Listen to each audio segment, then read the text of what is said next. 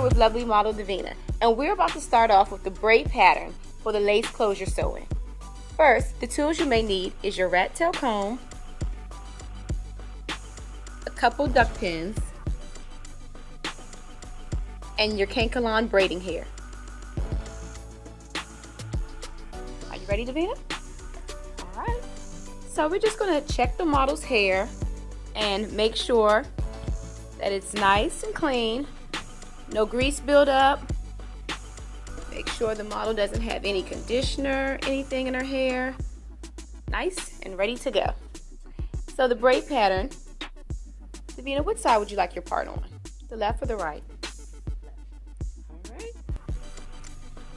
So the client wants her part on the left side.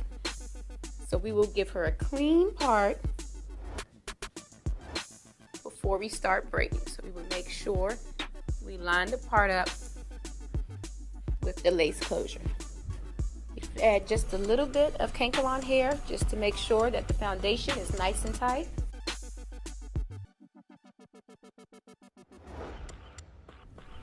Now, we will start the braid pattern.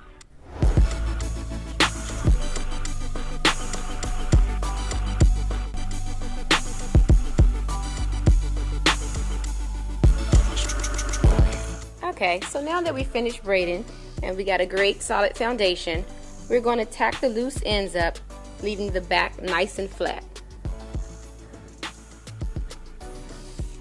So here we're just kind of sewing up the ends so that she won't have any lumps and bumps throughout her sewing.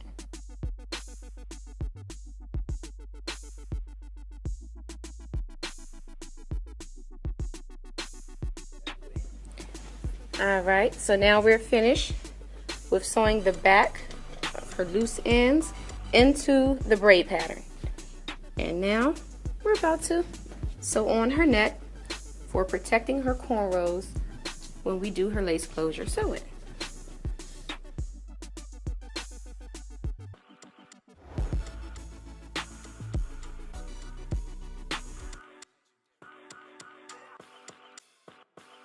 So now we're going to install our closure.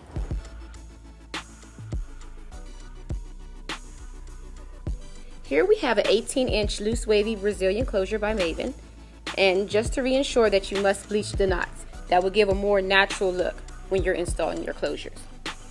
We measure the closure up to the part we parted out earlier when we started her foundation for her braids. Not too close to where the closure starts from the hairline. We will give it some excess hair.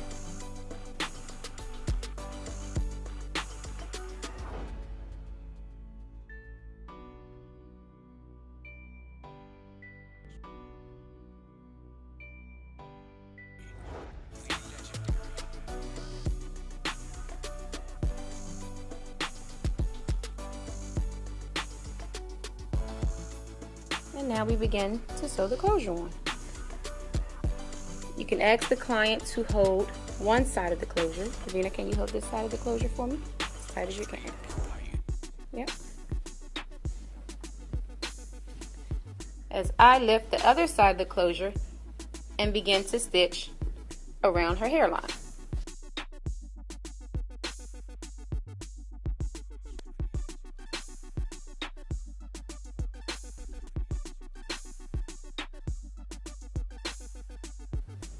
When I get to the back of the closure, I stop, tie it, and cut the thread. So I do not proceed to stitch in the back until I secure the other side.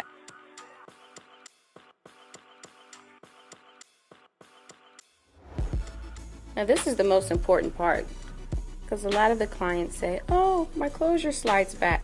So to reassure that your client has a nice, secure closure, I always stitch at least a ½ inch behind the hairline of the closure.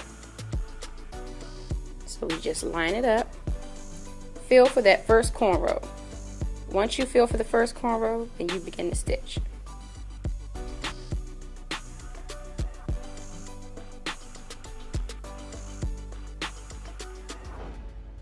You do the same procedure as you did on your left side to your right side.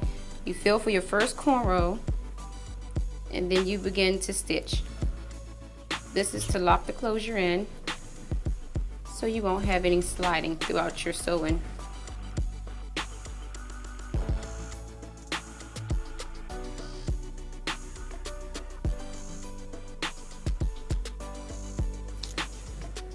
And there we have the closure sewn in.